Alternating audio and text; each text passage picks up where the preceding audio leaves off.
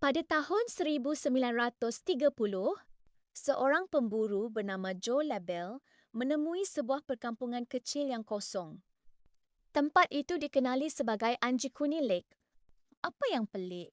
Semua rumah masih lengkap, makanan masih ada, senjata masih tersusun. Tapi tiada seorang pun manusia di situ. Seolah-olah seluruh kampung itu hilang serentak. Lebih mengganggu, api unggun masih menyala ketika ditemui. Dan ada laporan mengatakan anjing-anjing yang diikat ditemui mati kelaparan.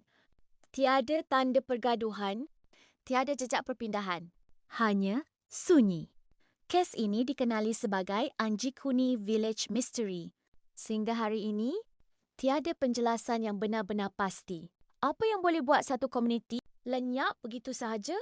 Dan kalau mereka semua pergi, kenapa tiada seorang pun yang pernah ditemui semula? Atau mungkin mereka tidak pernah pergi?